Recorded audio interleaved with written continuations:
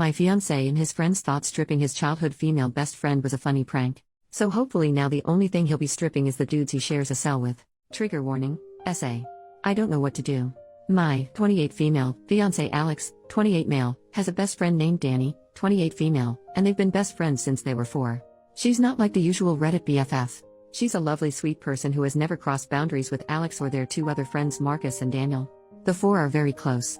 Danny is gay and always was. She is very much a woman but likes to dress in jeans and t-shirts and not in any feminine clothing. She is lean, tall, has short hair, and is just one of the boys in a lot of ways. This weekend was Alex's bachelor party. All 4 plus 2 other of Alex's friends went along. It was to a coastal town that's well known for hosting bachelor and bachelorette parties, but there's no strip club or anything. They stayed in an Airbnb and have scuba diving and kayaking planned. First night went okay, dinner, then nightclub, then home. Last night was the issue. They did the nightclub and headed back to the house. Marcus and Daniel, who are both single, brought back 2 girls from the nightclub and got busy in their bedrooms. The rest were drinking in the living room, but things got a bit loud and the 2 friends started complaining that they didn't get to go to a strip club and never got to see TTS and ass. They were blaming their wives and calling them names. Danny told them to shush as it was ruining the mood, and they both thought it would be funny if they saw Danny's body exposed to make up for it. The thing is, Alex joined in and they stripped her. She was screaming loudly and Marcus and Daniel came running and rescued Danny and put her in the bedroom with the girls and had a fight with the 3 men. Daniel doesn't drink due to a chronic medical condition and the medication he is on. So they packed up and took Danny and the 2 girls and left the other 3. Danny was hysterical and Marcus wanted her to go to the police, but she wouldn't. She was afraid to go home, so they ended up dropping the girls off and taking Danny to her parents' house, which was an hour away. Marcus was at my door at 7 a.m. this morning and he told me what happened, that if he ever sees Alex again, he's afraid of how things could go. He told me that if he can convince Danny to press charges he will. Then he left. Alex returned about 3 this afternoon. He was a ting normally until I told him Marcus visited me. He was very nervous and tried to play down what happened as a joke that got out of hand. I'm devastated. I heard him out, but he knew I wasn't accepting what he was saying. I told him Danny may be going to the police and he got very panicked and pale. He said she had him blocked and he wanted to go talk to her. I told him she wasn't at her place as she was too afraid that he or his buddies would turn up there. I asked him to leave and he didn't want to go, but I insisted. He was crying, saying it was a prank that got out of hand. I heard him out only as a courtesy to our 2-year relationship, but I'm done. I don't know this man. I don't know if I should reach out to Danny or just do nothing. Marcus and I have been in constant contact and he agrees that I have no option but to end things. I don't know where to start with canceling everything as the wedding was in 5 weeks, but it seems trivial compared to what Danny is going through right now. Marcus is convinced that Danny is going to the police after talking to her parents, so I think Alex is in trouble. I can't support him on this. Maybe I'm wrong, as he was drunk and probably had taken other things, but this was his friend from age 4 and he did this to her. I've not blocked Alex, but I've not replied or picked up any of his calls. Update the next day. It's been a terrible day. I can't reach out to my friends yet as I'm ashamed. I did tell my parents and my brother and they have been wonderful.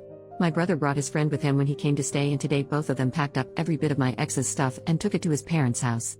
My ex was there and just asked if that meant I was finished with him, and my brother said yes, and did he really expect any other reaction? His father intervened and told my ex not to say anything more.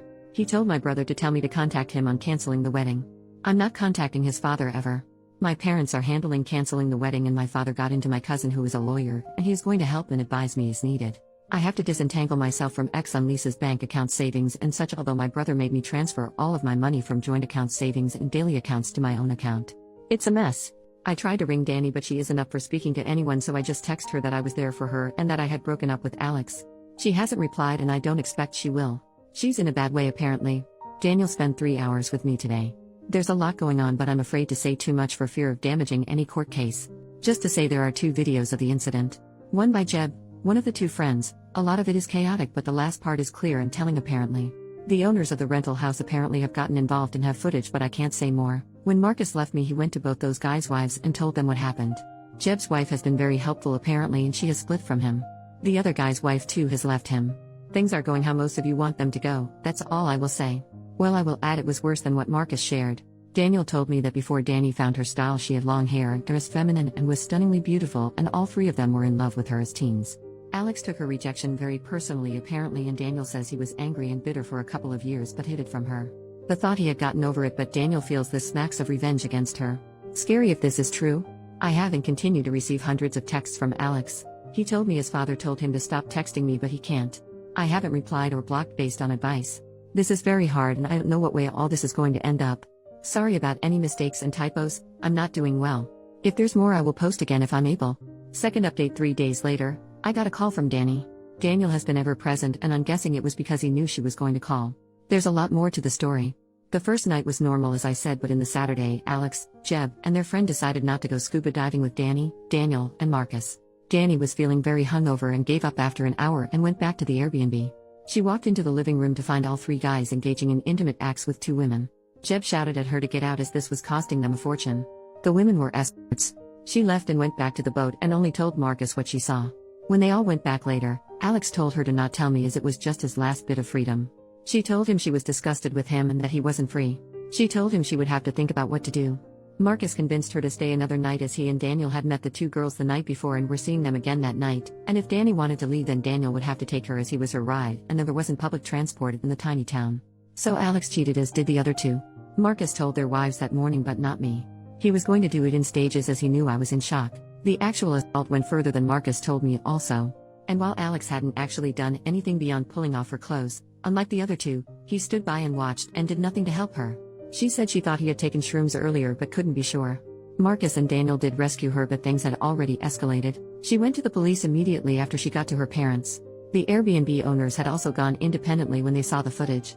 All three men are facing the consequences of their actions.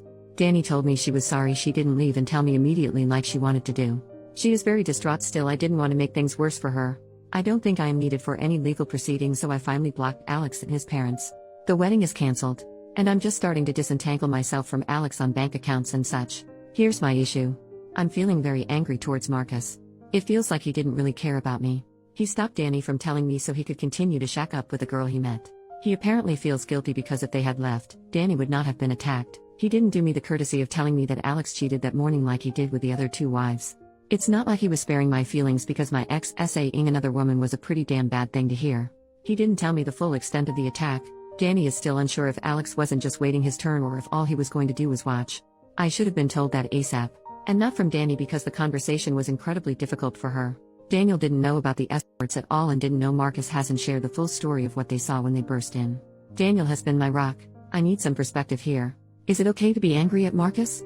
Is it misplaced anger? I'm pretty angry at Alex though, and that's all I feel towards him. Can anyone give me a different perspective I'm missing? Marcus and I had been in constant contact. He's already back at work, so it was messages and texts and occasional calls. He actually visited last night but I didn't open the door to him. Daniel is saying whatever I feel right now is okay. But I think he's just placating me. I don't know who to trust anymore. I don't have to have any more contact with Alex and think the case will move along without me. I'm thinking of telling Daniel that I need a break from him and Marcus and that group of friends. Danny and I have said we will stay in touch, but I can't see us being very close. My best friend who I finally confided in thinks I should just step away from them all now for good and try to move forward. My parents agree and think it's necessary for healing. My brother thinks Daniel has been nothing but great and I shouldn't cut him off. But they all seem to be a package deal, but without Alex now obviously. So I think it's probably all or nothing. What should I do? I don't want to be ungrateful, but a clean break feels right. Third update 11 days later. I've been putting off writing this update, but I'm back because I need even more advice and an outside perspective. The comments have been pretty helpful so far. Thank you. It's long, but I'll do my best to shorten it. First of all, Danny and I have bonded. She and I talk every day and message constantly. I didn't expect that, but it's truly wonderful. She says she needs a good straight friend right now. Just kidding. And honestly, she is a great person and has been a huge support to me despite what she has been going through. I told her I posted here as I felt guilty as to tell my story I had to tell hers. She was okay with it. She is thinking of waiving her right to anonymity when the trial comes, as she wants everyone to know she was SA'd and by who. Danny has quit her job, moved to her parents full-time and is in therapy. She's just about okay. Surviving still rather than living, but she is so strong and amazing. Justice moves slowly here, so there isn't too much of an update on the legal process. Marcus was told, however, that he would not face charges for assault for attacking the two actively attacking Danny. I went back to work and it was awful. I work for a tiny startup. Oscar, who works there, is friendly with Marcus and my brother. We are all into martial arts and attend the same dojo. So I'm getting a lot of pity. I'd have been okay with sympathy or empathy, but being pitied sucks. Still, it's better than being home all day doing nothing. Daniel gave me space as I asked, and he is truly a good guy. There is nothing romantic there at all though. I'm not in a fit state for anything like that and won't be for a very, very long time. He is just a good guy. No ulterior motives. We text a bit and he is in a lot of contact with Danny as well. I got a letter in the mail from Alex. He said he held out hope while I hadn't blocked him, but once I did he was distraught. He told me he doesn't want to freak me out by turning up in person, and I know that wouldn't look good for him anyway, but he just wanted to tell his side of the story. He said he was pressured into doing stuff with the escorts and he only got head. The other two were really pressuring him to do more, but he didn't and says he regrets even doing that. He admits he was angry at Danny because she told him he either told me about the cheating or she would, but he knew he was totally in the wrong. He knew I would dump him for cheating, so he took everything he could get his hands on. He's not even sure what he took, and while he remembers pulling off Danny's shoes, he doesn't remember anything else. So he was just peer pressured and drunk and high. He did nothing wrong at all basically. I was just disgusted to read this. His total lack of accountability is just sickening. I'm not responding to him ever. Any future mail goes unopened into the trash. I'm in therapy, but it's early days and I'm not seeing progress yet. That leaves me with Marcus. He knows I've been angry with him and he is desperate to talk it out. I probably feel too much anger towards him but find it hard not to. He is still feeling very guilty over making Danny stay. I don't understand why I feel so angry towards him. It's not on the level of anger I feel towards Alex by any means, but I'm still hesitant to talk to him. I think he made mistakes, but in my heart I know he was dealing with a lot that morning, but I just wouldn't have been there when Alex got home if I had known the truth. I feel Marcus should have told me everything, as I was the one who had to face Alex alone. I know I should hear him out, but I'm finding it very hard. How can I get past this? I want to clear the air with him even if we are never friends, and me cutting him out is really having a terrible effect on him. I know he rescued Danny and has been constantly checking up on her. I know he can be a good guy, but part of me feels he wasn't all good that weekend. I don't know. I haven't touched this in therapy as we are just starting and are talking about Alex. I need advice on how to deal with this. I wanted to give it some time, but Marcus' mental health is pretty poor, and maybe by not meeting him I am just making him worse. How can I find it in me to just bite the bullet and hear him out? Why am I so angry with him? How can I move past this? I don't want to be angry at him. I'm so exhausted from being angry at him and at Alex, and I want it to stop, at least towards Marcus. But it won't. Help. I'm visiting Danny for the weekend that should have been my wedding. We are going to have a LOTR's marathon and her mother is making a cheesecake. My own family have been wonderful in every way, but Danny is truly why I'm still standing.